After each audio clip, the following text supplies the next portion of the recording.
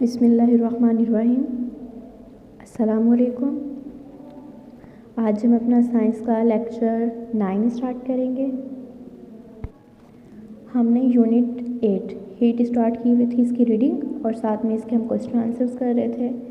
Last lecture में मैंने आपको इसके क्वेश्चन आंसर्स भी करवाए थे और इससे पहले मैंने वर्ड्स मीनिंग करवा दिए थे।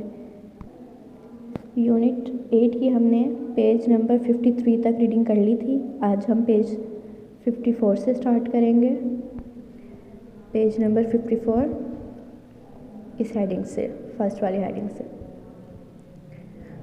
Why does ice melt? Ice क्यों पिघलती है? बर्फ़ यानी क्यों पिघलती है? When ice is heated, the heat makes the molecules of ice move faster. जब बर्फ़ को गर्म किया जाता है तो उसके जो मॉलिक्यूल्स होते हैं वो तेज़ी से हरकत करते हैं। As the molecules move, they bump into each other and begin to move away from each other. As the molecules move, जैसे जैसे मॉलिक्यूल्स ज़र्रात हरकत करते हैं, they bump into each other. Bump means होता है धकेलना। दे बम से एक दूसरे को धकेलते हैं and begin to move away from each other और फिर शुरू करते हैं एक दूसरे के साथ हरकत करना। विद मोर हीट, फिर ज़्यादा हीट के साथ दे मूव फास्टर, वो उससे भी ज़्यादा तेज़ हरकत करते हैं। एंड मूव फर्दर अपार्ट, कहते हैं अलग या अलहदा को। Until the solid ice become water, they move faster, वो उससे भी ज़्यादा तेज़ हरकत करते हैं और फिर मज़ीद अंटिल कहते हैं तब तक, यानी जब तक वाटर आइस जो होती है हमारे पास वो वाटर में तब्दील ना हो जाए तब तक ये लोग मज़ीद हरकत करते रहते हैं। इन द सेम वे, और इसी तरह the liquid water becomes stream, जो लिक्विड वाटर हमारे पास होता है वो जब भाप बनता है तो वो भी बिल्कुल इसी तरह इसी प्रोसेस के ज़रिए भाप बनता है। If the molecules are cold, जब मॉलिक्यूल्स जो हैं वो ठंडे होते हैं, अगर मॉलिक्यूल्स ठंडे हों दे स्लो डाउन, तो वो सुस्त होते हैं। स्लो डाउन मीन सुस्त।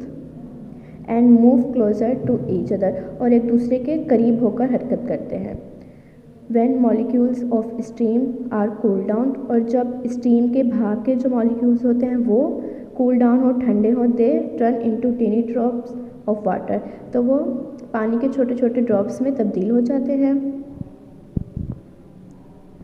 When water is cooled further, और मज़ीद अगर वो पानी ठंडा हो, its molecules slow down, तो उसके मॉलिक्यूल्स सुस्त होते हैं। स्लो डाउन मीन सुस्त। And move closer to each other, और एक दूसरे के करीब होकर एक दूसरे के साथ हरकत करते हैं। The water freeze into ice, तो फिर जो हमारे पास पानी होता है वो फ्रीज हो जाता है आइस में।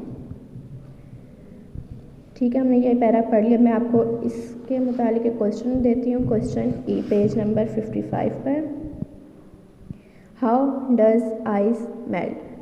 आइस कैसे पिघलती है? वहाँ हमसे पूछा गया था इस पेज पर जो हमने रीडिंग की है, बर्फ़ क्यों पिघलती है। क्वेश्चन में हमसे पूछा जा रहा है कैसे पिघलती है, तो इसका आंसर मैं आपको बताती हूँ।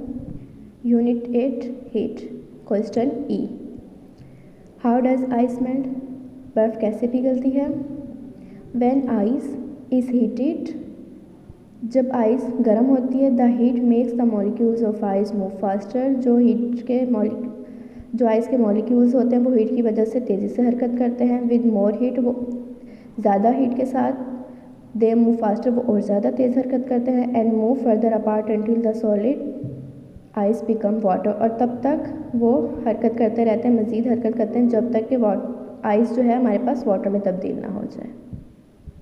ठीक है, हमसे पूछा गया था कि कैसे पिघलती, तो हमने इनको बता दिया कैसे पिघलती है। आंसर में हमने बताया हीट के ज़रिए आइस पिघलती है। अच्छा, आप लोगों का यही काम है, आपने क्वेश्चन ई बुक में से देख के, यहाँ कॉपी में से जो मैंने दिखाया है वो देखकर आपने अपनी कॉपी पर राइट करना है। उसके बाद इसका आंसर लिखना है और फिर आप लोगों को टाइमिंग शायद सर ने बता दिया कॉपीज़ चेक करने की, जुम्मा और हफ्ता होगी, उस दिन आप आके अपनी कॉपीज़ चेक करवा सकते हैं। पेज नंबर 49 यूनिट फोर्स, इसके मैंने क्वेश्चन आपको याद करने के लिए देते, क्वेश्चन ए और बी। कल जब आप कॉपी चेक करवाना है, कल आए या परसों आए, तो ये दो क्वेश्चन मैं आपसे सुनूंगी, याद करके आइएगा। अगर नहीं याद करके आए तो इधर ही खड़ा करवा कर याद करवाऊंगी। आई होप आपको मेरी बात समझ आ गई होगी। अल्लाह हाफिज़।